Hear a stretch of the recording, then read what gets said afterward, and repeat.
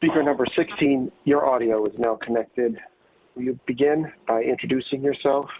Please state your name and any organization you represent for the record. Good afternoon.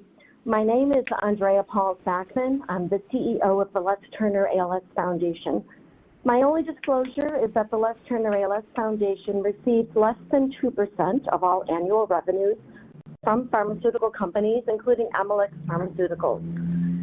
Since 1977, it has been our mission to advance scientific research for the prevention, treatment, and cure of ALS, and to provide the most comprehensive care and support to people living with ALS and their families so they can confidently navigate this disease.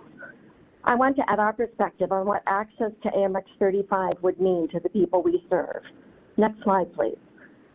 Meet our support services team. We take an individualized approach to ensure each person living with this disease receives the very best quality of care. We visit them in their homes, we meet with them at clinic, and we check in by phone and video. We treat each person we serve like family, and every year we lose about 1/3 of them to this terrible disease. Let me introduce you to a few of the people we've lost since the last advisory committee in March. Next slide, please. Marianne Baderman Daisler was a mother of 4, stepmother of 5, and a grandmother of 19. When we talk about a treatment that can add 10 to 18 months to a person's life, we're also talking about more time that 19 children could have with the grandmother they loved. Some will go through life with clear memories of their Nana. Some will only know the pain of absence. All of them will feel that loss for decades to come. Next slide, please. Michael Sneddon loved cooking for big crowds because it was a way to bring friends and family together and show his love for them. His epic tailgates became a successful catering business because he enjoyed providing delicious food for the most important events in people's lives. ALS robbed him of the ability to cook for others, and it eventually took away his own ability to eat. A treatment that could have slowed his decline of function by as much as 25% would have meant the world to him and to his loved ones. Next slide, please. This is Kathleen Sneddon. Like Marianne and Michael, she is survived by a large and loving family.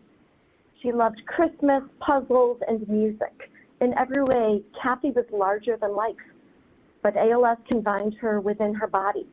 Before she died, she told her family that when she dreamed, she was running free. Today should have been her 73rd birthday. Next slide, please.